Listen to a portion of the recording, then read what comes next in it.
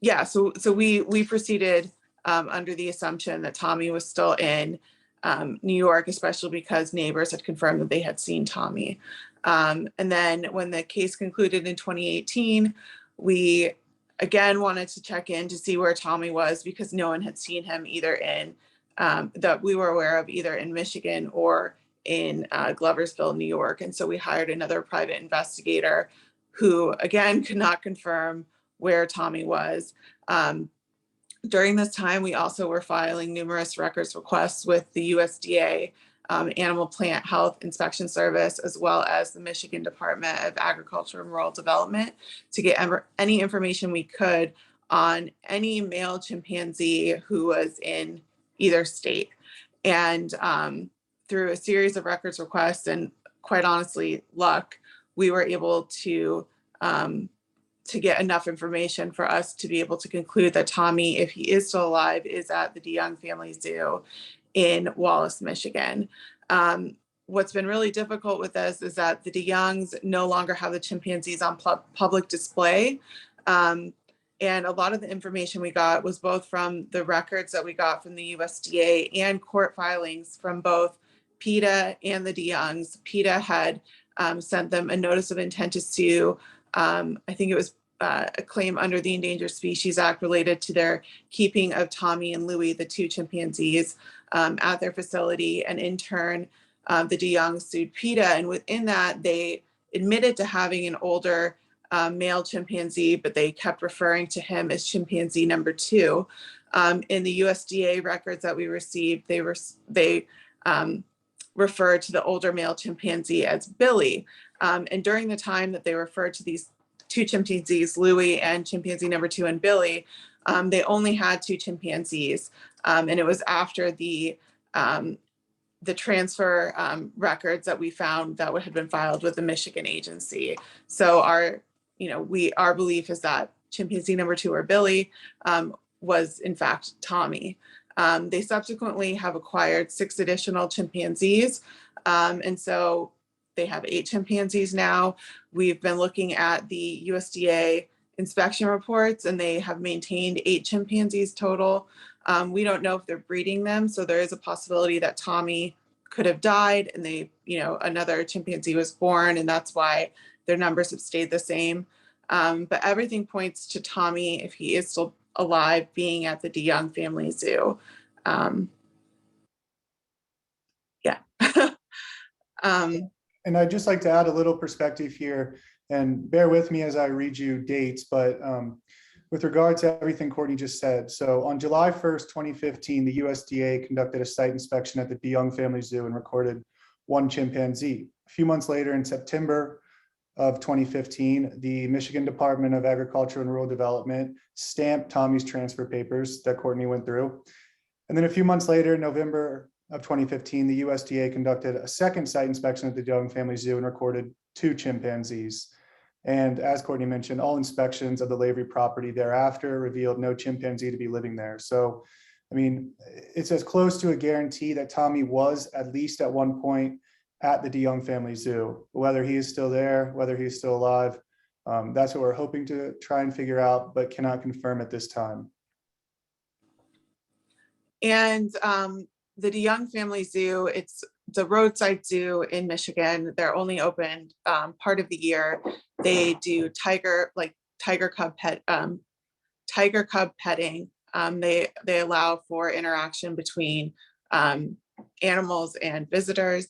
And they have been sort of under the watch of PETA. Recently, an advocacy organization noted that they had 50 animals go missing that haven't been accounted for. And so it's not a good place for Tommy or any chimpanzee. And I think we can confidently say that, even without, being able to see where he's being kept, just the type of facility it is in terms of allowing people to interact with wild and dangerous animals is very telling. And so when we issued the statement and the alert last week, and the blog updating everyone on Tommy, we asked that everyone contact use our action alert to contact the Michigan Department of Agriculture and Rural Development, which is the agency that oversees the keeping of chimpanzees in the state of Michigan, and urge them to do an emergency inspection of the zoo to ensure that Tommy at least is not in danger and that the DeYoungs are meeting the minimal animal welfare standards set forth by the state and local rules. And the reason we did that is because they are the quickest the agencies that is able to most quickly act and investigate. Unfortunately, the DeYoungs don't really have an online presence. They just have a Facebook page. They don't have an active website. They don't have a public email address that we could contact them on. They are very difficult to get a hold of. And so that's why we've asked people to contact the Michigan agency. And then, if there's not an adequate response from them, we'll then have everyone contact the USDA, and we'll be contacting them as well.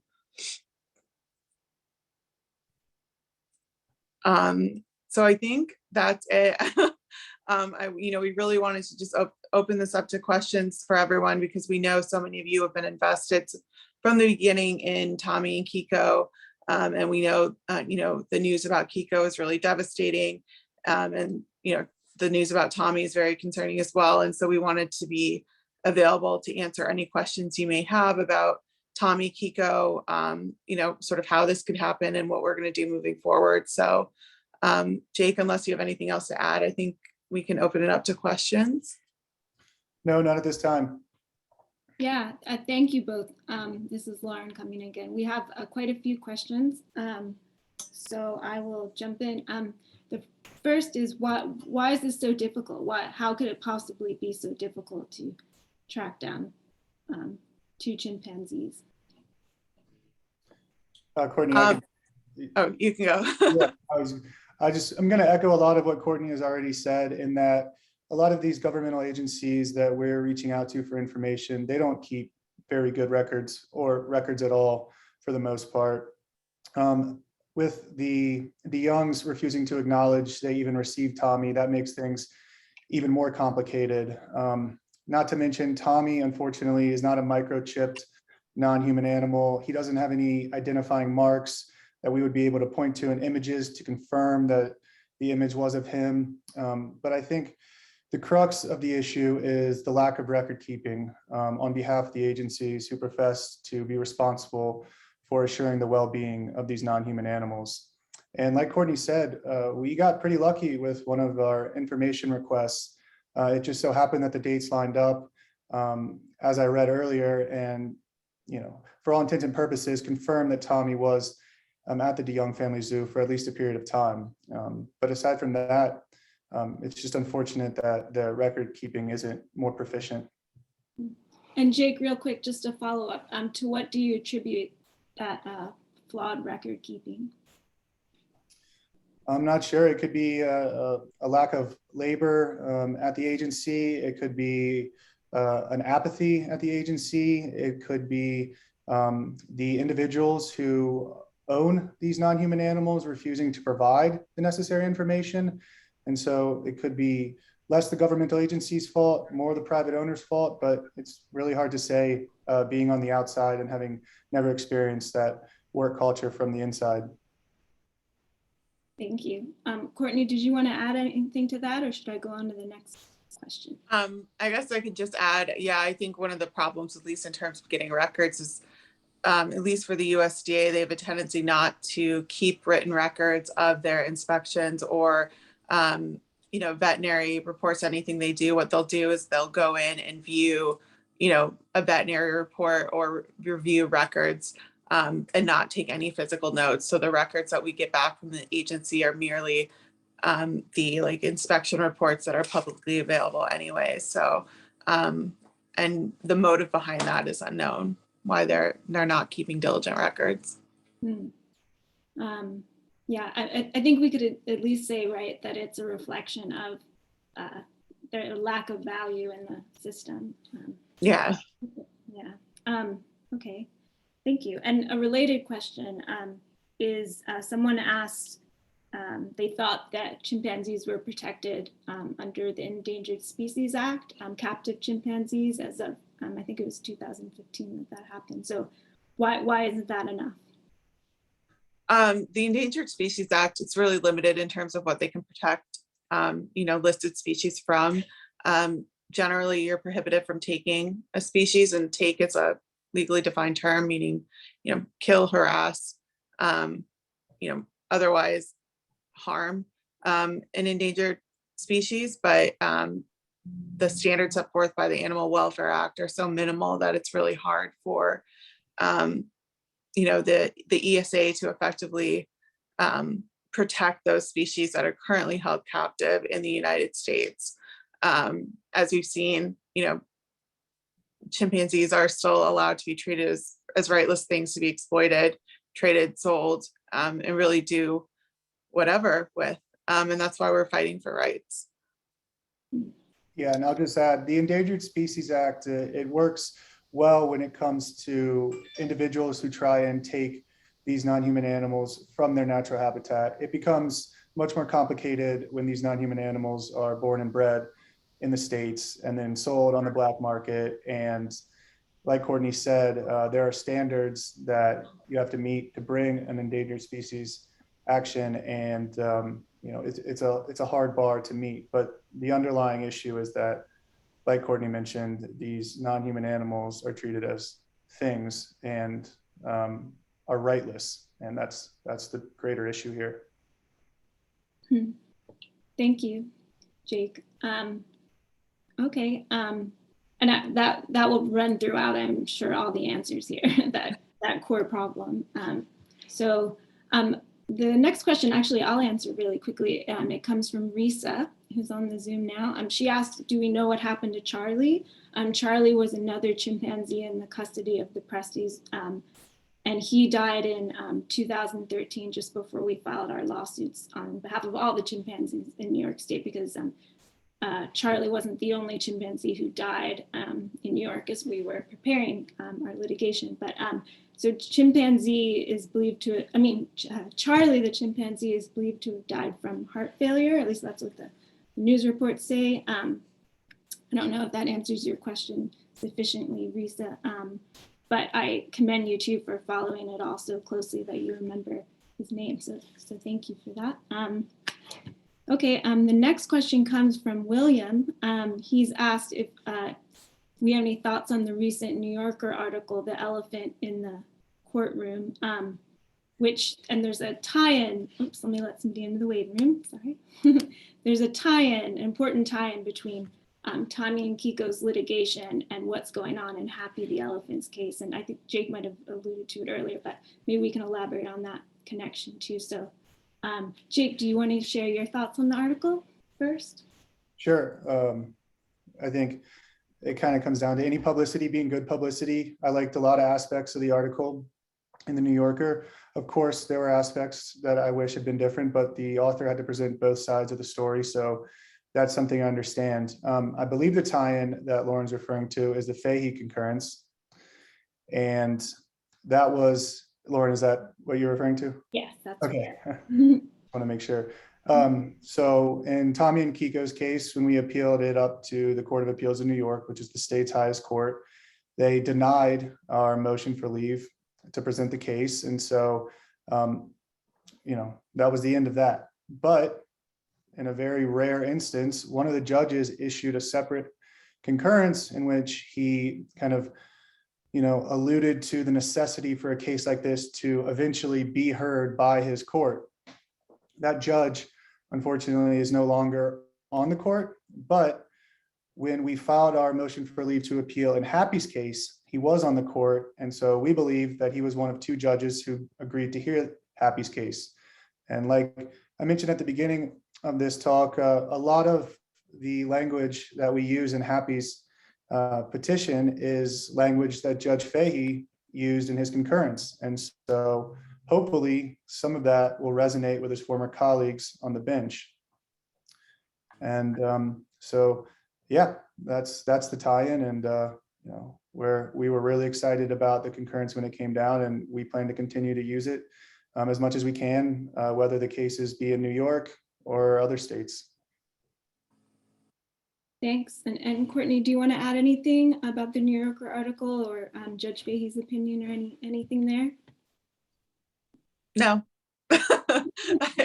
I mean, I agree with everything that's been said. I would I have a copy of the New Yorker. I think a really cool aspect of it, and I don't know if anyone knows, it was in print, which, we've had some really great articles written about Happy's case in our work recently, in the Atlantic, in Time magazine, and Nat Geo, and obviously the New Yorker. And the difference here is it was in print, which is really cool because it'll reach a whole new audience, not just those that already follow us and support the work that we're doing. And so I think that's a really exciting aspect and shows that people are taking an interest in, the work we're doing, and the discussion about the need for animals to have rights. And I'm really excited to see, who we reach next with that.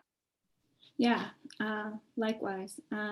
And I'll add too, just that the New Yorker article does this, and a lot of the media coverage about us does, thankfully, recognize the uniqueness of this fight, which is important because what we're seeking is fundamental change to how animals are viewed under our legal system. And so, we want both those who care about animals and rights in general to pay attention and join us, and then those who are clinging to that archaic past and really resisting this change, we want them to pay attention as well. And so the New Yorker helps us do that. So yeah, we're glad to see more people excited about what we all are doing together. And it helps on some level. It's some consolation for what's happened to these individual animals, the ones who we couldn't save, like Kiko, that they can be part of this change for the future. So yeah, thank you, William, for that question. The next one comes from Suzanne, who's on the Zoom as well. She says she doesn't know much about the legalities regarding keeping chimpanzees either at home or in zoos, but she wondered first regarding Kiko, isn't lying by omission about whether or not an animal in your care is alive, isn't that against any existing law? And then I'll just ask the second question as well. When an animal is transported across state lines, isn't there a mechanism for states to legally track their whereabouts? So I can take this one. My understanding is that the Presties did not lie to the licensing agents about Kiko being alive. We have record that they did inform them that he passed in 2016. So whether or not they were misleading the media, I'm not aware if that's a crime. I can't speak to that, but it does appear that they did inform the appropriate officials that he did indeed pass.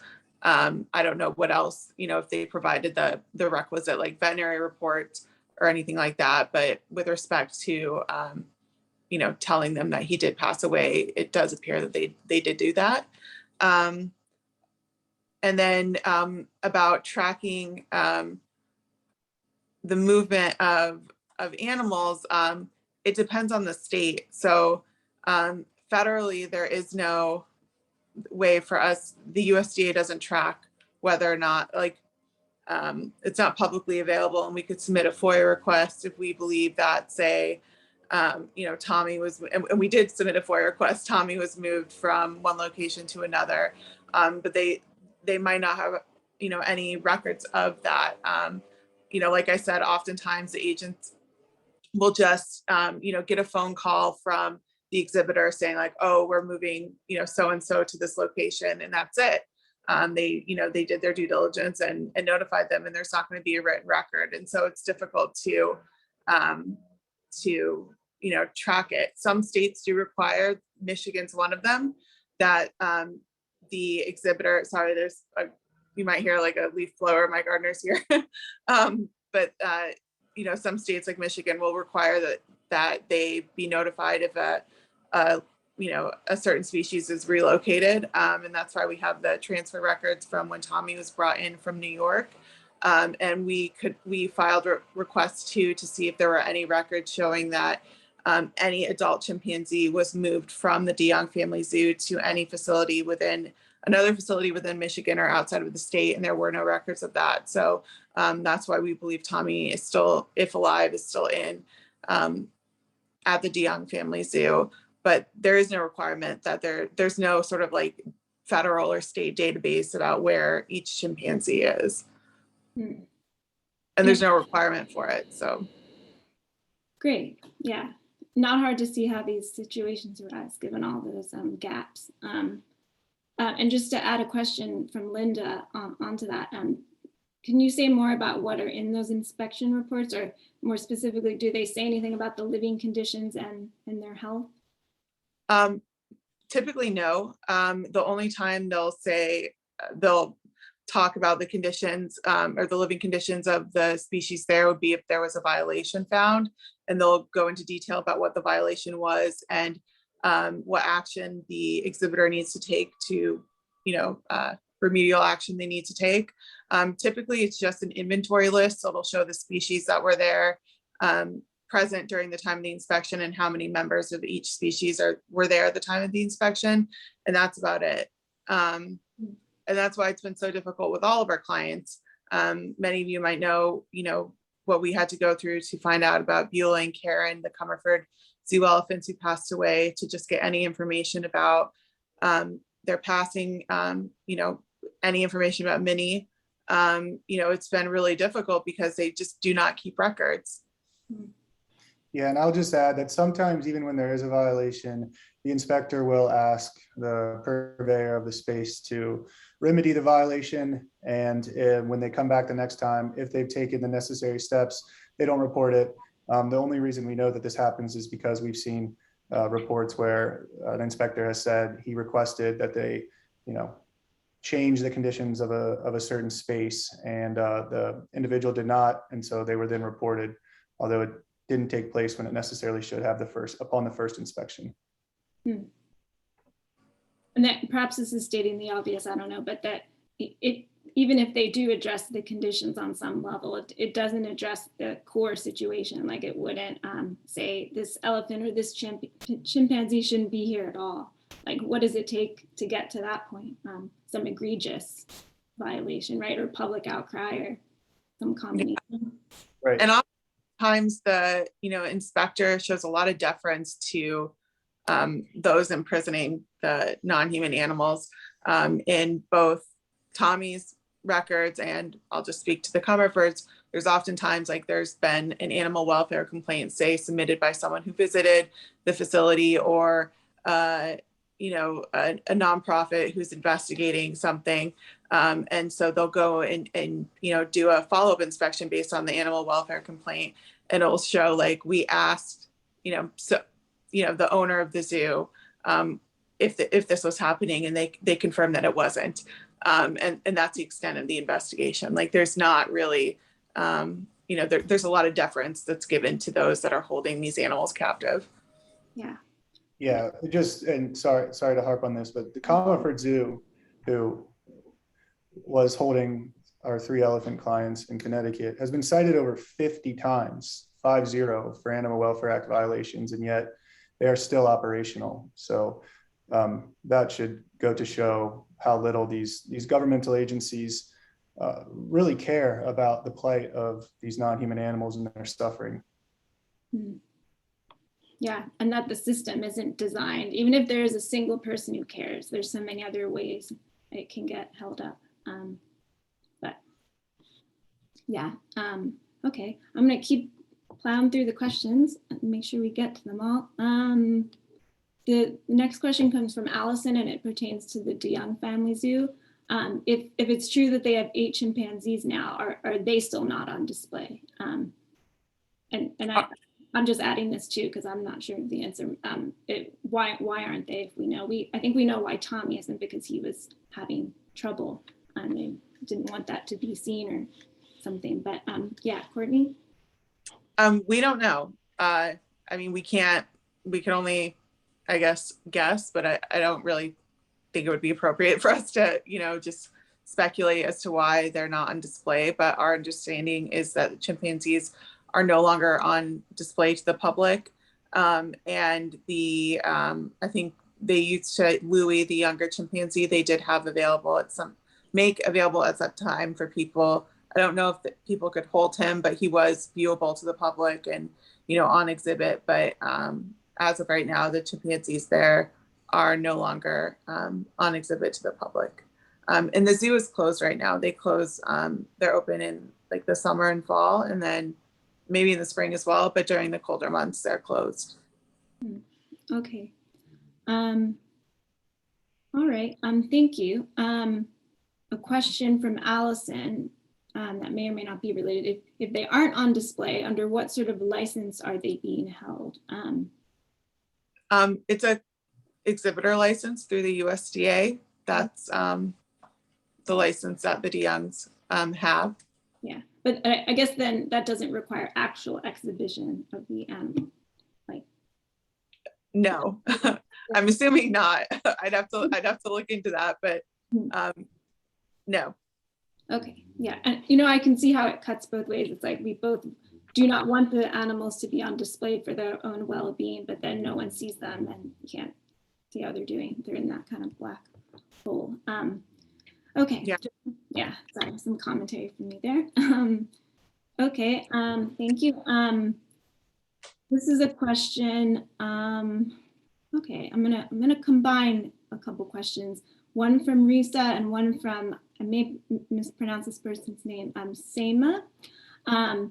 They want to know what they can do to help both people who live in Michigan and those who do not, especially if someone's an attorney in Michigan or if someone's thinking about how to address the Michigan Department of Agriculture and Rural Development specifically. So that's a lot there for you, Courtney, and maybe Jake. But I think if you're a Michigan resident, you have a lot of power in this. You can contact, the Michigan Department of Ag and Rural Development and let them know that you're a Michigan resident and you're concerned about the well-being of Tommy, a chimpanzee, being held captive at the DeYoung Family Zoo, and request that they do an inspection report. If you can contact your state elected officials and let them know this issue is important to you and see what they can do. If you live near the zoo and you perhaps share the same elected officials as them, that would be even better, because elected officials who represent that district will have a more vested interest in it. And we're always happy to help you draft a letter to your elected officials and provide you all of the documents. I think it's all on the blog anyway, it's linked, but if you need any supplemental information about Tommy and what we know, we'd be happy to provide that to you. In terms of what Michigan licensed attorneys can do, I don't know if there's much different than what I just stated. I think just contacting your state elected officials was a really good way to start. And they might be able to help you, like maybe they would be, if they're interested in chimpanzees, or if this is really concerning to them, they might, contact like the state attorney general office and see if there's something that can be done, or put pressure on the Michigan Department of Ag and Rural Development to do a meaningful inspection. There are things that, can be done because people, a lot of people care about chimpanzees. Tommy's story is incredibly compelling. And I think we can at least, at the very least, try to get confirmation that he's still at the DeYoung Family Zoo and alive. Yeah, and just to add to that, continue to complete the action alerts when they go out from us. Continue to post on the DeYoung's Facebook page to the extent you can, and just make noise, generally speaking, because that will get the attention of the powers that be. Yeah, and I'll add too another thing, which is we are trying to get media coverage of what's happening, what has happened to Tommy and his current situation. Easier said than done. And so if you live in Michigan, it's especially helpful too if you can tip off the media in whatever way makes sense to you, newspapers, TV, radio, whatever, get on Twitter or send them an email to their tips line, but we'll be doing that work as well. So yeah. Okay, ready for some more questions? We have time left and more questions to get to. The next one is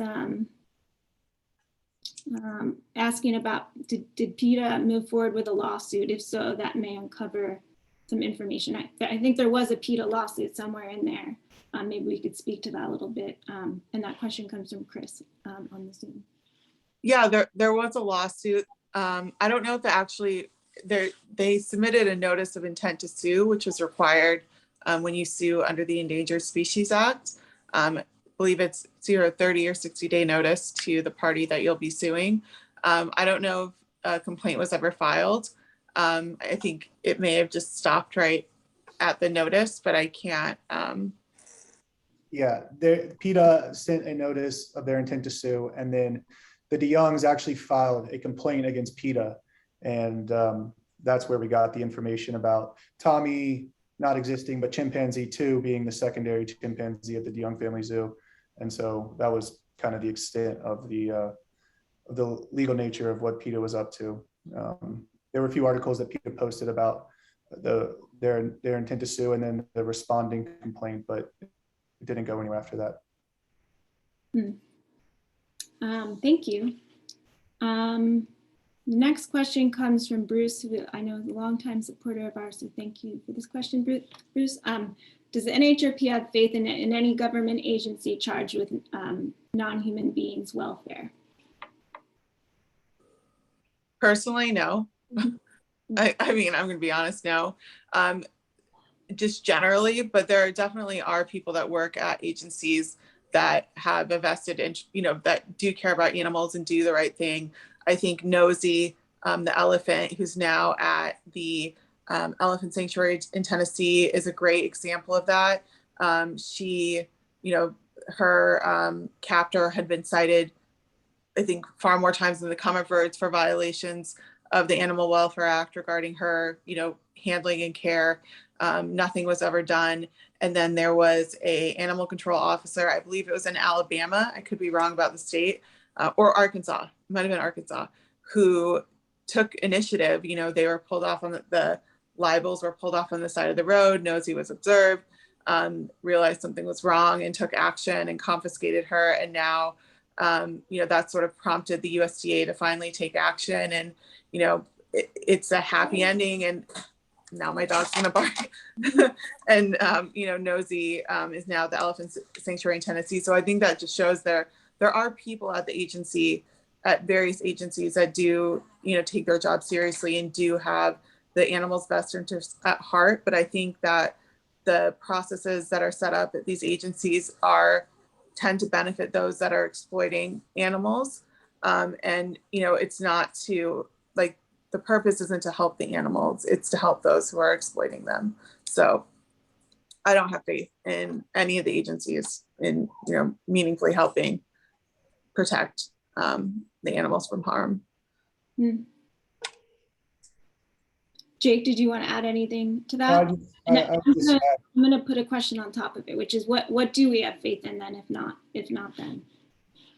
I was just going to add that if we did have faith in some of these agencies, perhaps the nature of our litigation would be different. Perhaps we would be filing lawsuits to try and enforce mandates that these agencies have to protect animals. But like we've discussed already many times, the only way to protect something is to recognize its rights. And so that is why we pursue rights on behalf of our clients. And so I guess to that, I would say we have faith in the common law, which is what we use to bring our lawsuits. We have faith in the progress of society, generally speaking. I think, over the last few years, there's been a bit of a shift. More people are becoming aware of the plight of animals. More people are speaking out. There are more organizations getting started, fighting on behalf of non-human animals. And so that's all great. And as society progresses, so will the law. And hopefully one day we won't just have the common law to help us, but we will have statutory law that mandates these agencies must take better care of their wards, for lack of a better term. And Jake, could you explain real quick what common law is as opposed to statutory law? Sure. In the simplest way, common law is judge-made law. It's an ever-developing law that originated in Britain and was adopted by the states when we ceded from England. And it's constantly changing. It's complex. It's constantly evolving. Statutory law is law made by the legislator. So there's not as much flexibility or development. It's pretty cut and dry as to what can and cannot be done. And so we use the common law for other reasons, but mostly for its flexibility and evolving nature. Thank you.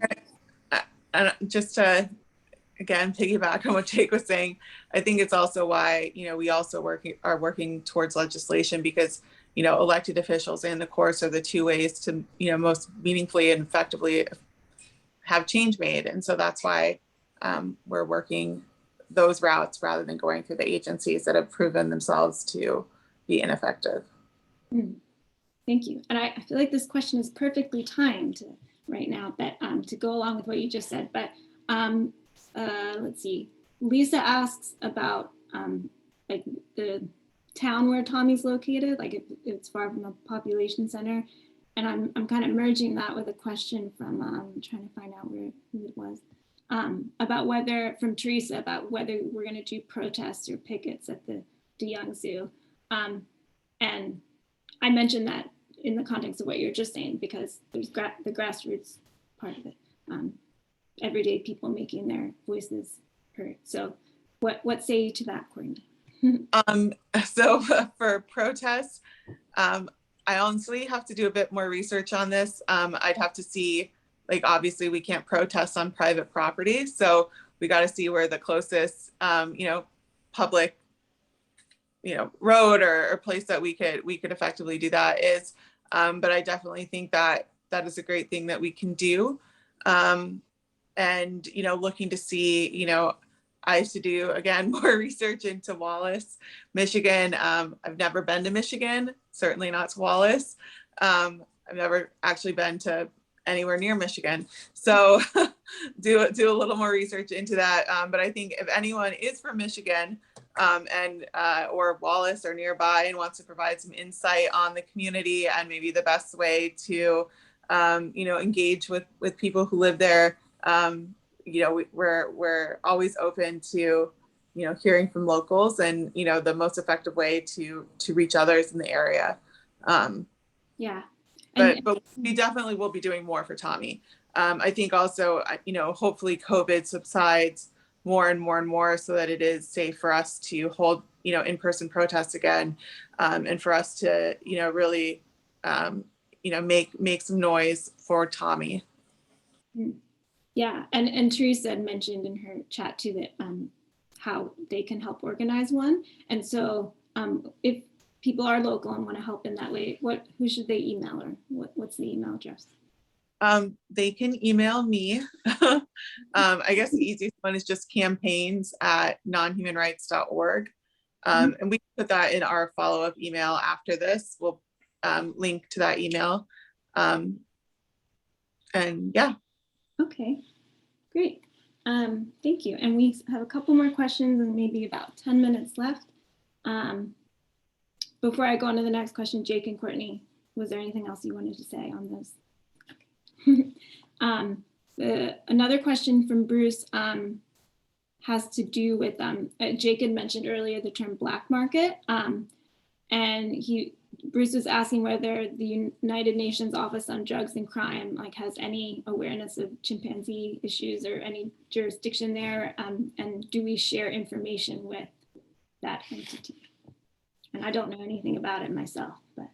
Yeah, I can't say what jurisdiction they have, and I don't know if we share information with any agencies like that. Courtney would be a better resource for that, but I don't know, Courtney, is this a good time to mention the conservation game just for perspective? I want to talk about that as well, actually, if we'd seen it. So yeah. Yeah, I mean, yeah, we can bring that up, but I think with Tommy, at the very least, it does seem that it wasn't like a black market, like under like an illegal trade. There were the records that were filed with a state agency, but that certainly is an issue that happens, and it was really brought up, I think, in the conservation game. If Jake wants to talk about it, the sort of really sketchy, just trading and sort of non-human animals, and how they're often discarded, and you don't know if they ended up where they ended up, they're dead, if they're alive. It just really highlighted that there is very little oversight. Yeah, the conservation game is a recent documentary that was made regarding the Big Cat Public Safety Act, and it follows an investigator who's basically taken on the initiative of trying to expose the big cat black market in Ohio and other Midwestern states. And I'm not sure if it's accessible online at this point, but I don't know if we can send out copies for viewers. But if you want to look into that, it provides a lot of great perspective on how bad the black market is for a lot of these exotic species of non-human animals and how little is being done to protect them. The Big Cat Public Safety Act did pass in the House of Representatives. It was going to eliminate private ownership of all big cats, ranging from leopards to tigers, lions, etc. It still has not passed the Senate, so hopefully it does in the coming months or year. But yeah, it's a good reference for what's really going on and how little is being done to curtail the trade, unfortunately. Mm.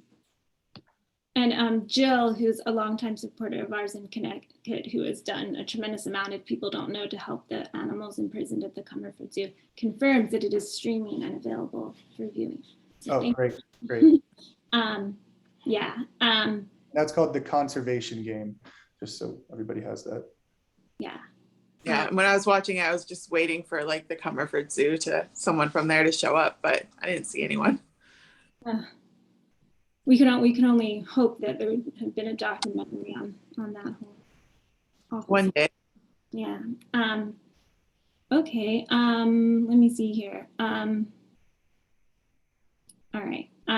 Lisa has some really interesting ideas for grassroots advocacy centered in that area. And Lisa, you should email Courtney for sure with those ideas because they're good ones. I just wanted to start, Lisa. And Stefania, hi Stefania, worked with her previously. She asked if we're planning on using TikTok for activism, and it's been extremely successful for many causes. Courtney, what do you think of that? I'm the NhRP's resident TikTok user, or I guess consumer. I would like to. I think it would be difficult for us to convey our message on TikTok in a way that it's both honors the seriousness of our work and also resonates with people who are on TikTok. I certainly use it to look into potential clients. A lot of the entities and people that are exploiting non-human animals have very popular TikTok pages. This isn't someone we're planning on representing anytime in the future, but there's a woman who owns an elephant in Florida. I think she has like 4 million followers on TikTok. It's really exploitative what she does with the elephant, uses the bull hook, and people don't see anything wrong with it. The Presties also have a TikTok page. If you want to look, it's Kiko Ape Man, and Carmen Presti, that's his TikTok, and he has a macaque monkey with him in most of the TikToks, and people, eat it up. So if anything, I think, maybe we could use it to highlight the wrongness of what a lot of people are doing, on TikTok in terms of showcasing their exploitation of non-human animals. But I mean, we'd love to. Stefania, if you want to help us. I don't know who would be the face. Not me, I hope. Yeah, not interest there, but I prefer the written word myself. Yeah. And just so everyone knows, we're open to all ideas. We welcome them. So just know that you can always email us at info@nonhumanrights.org and we'll do what I can. I don't know if TikTok is one of those things, but okay. All right. Well, I'll just wrap it up with like one two-pronged question, which is to what extent do we think it's possible that Tommy will be released if he is there? What do we think the chances are? And then I'm going to combine that with, a lot of our supporters, the emails we got, people were understandably deeply upset by all that's happened, as were we. I mean, it affects us as well. So the question there would be, do we see any bright side to all this awfulness? In terms of Tommy being released, I think it's going to really be dependent upon the, you know, what everything, sorry, what we can get everyone to do, like really mobilizing a strong grassroots campaign, having people contact the agencies, having people contact the DeYoungs when it reopens. You know, hopefully we can schedule protests in front of the zoo, and, you know, people will, you know, raise awareness about what's going on there and really put pressure on the DeYoungs to send Tommy to an accredited sanctuary. And not only Tommy, like obviously Tommy's our client, he's going to remain our client, but all the chimpanzees there should be sent to an accredited sanctuary. You know, that's the most appropriate place for them to go. And I guess I'll let Jake answer that too before going on to the next. Yeah, it'll depend in large part on what we can do as far as demonstrations go, and just, you know, staying loud and staying vocal with the DeYoungs on all their platforms. But I will just add that, you know, every time before we file our lawsuits, we always, you know, offer to transfer our client free of charge for whichever organization is holding them to an accredited sanctuary. You know, we've done it on behalf of Tommy, Kiko, Hercules, Leo, all of our elephant clients, and on principle, these organizations say no and decide to go through the litigation process with us. Happy's petition had over 1 million signatures, and still the Bronx Zoo refuses to send her to a sanctuary that's, you know, 100 times as big as her concrete square in the middle of New York City. And so, yeah, it'll take quite the lift, but it can be done. And then to answer the second part of the question, I would just say, you know, the good news is more people are becoming aware of these issues. More people are responsive to these issues. More people want to help. And, you know, if we can add a few, you know, supporters here and there, if we can tell a few people here and there what's going on and have, you know, that resonate with them, that's progress. And that's what's important. So there is progress being made. Absolutely. And there is a bright side to all of this. Thank you. And Courtney, did you want to add something there? I mean, yeah, I mean, it's hard. I've been here long enough that it can get really depressing. You know, just to be honest, you know, hearing such terrible things about our client, we learned so much about, you know, the horrors that they face throughout their lives, and, you know, how terrible their imprisonment is. And then to find out that they passed away or they've been moved to, you know, an even worse or just as bad location, it's really discouraging at times, and it's just sad. But like what Jake said, I guess uplifting part of it is more and more people are becoming aware and joining the fight, and, you know, raising their voices for these, you know, non-human animals who can't really speak for themselves. And yeah, I think that like the New Yorker article points to that, you know, where, you know, people are taking this issue seriously, and hopefully more people will join, you know, or add their voice to Tommy's campaign to free him now. Yeah. Yeah. Thank you. And I'll just add from my own part to it that it can be very dispiriting, what all the things that happen to our clients along the way and the ones we've lost, but that know that if you're feeling alone and caring about these issues, this for our supporters, I mean, there are lots of us out there. You might not know them in person, but maybe take some solace in the fact that, you know, there are other people like you out there who are working for this change. So, yeah. Maybe I'll just add, I know we say this a lot, and I think it deserves just like being reiterated. There's not a day that goes by that we are not working for all of our clients, whether we have a current case or their case is ended, and we're just working to help free them from, you know, where they're currently imprisoned. We are working every day to, you know, to free our clients, and just know that we're even if we're not, you know, talking about it on social media all the time, you know, you're always welcome to ask for an update, and we can provide that to you because we are always working on behalf of them. Yeah. And we always love to hear from you too. That keeps me going personally. I know the wonderful, thoughtful emails we get from people in social media comments. So please keep those coming as well. And any questions you have, you can email campaigns@nonhumanrights.org or info@nonhumanrights.org about this or anything else, and we'll get back to you as soon as we can. And yeah, go to nonhumanrights.org for all other info. If you want to make a donation today in honor of Tommy and Kiko, that'd be welcome too. Okay, I think I'm going to end this now. Yeah, I think I did it successfully. Thank you. I think I cut off the beginning from the YouTube recording. Sorry. Yeah. So okay, thank you everyone for joining. Yeah, that's it. Thanks, everybody. Okay. Bye. Bye. Thanks.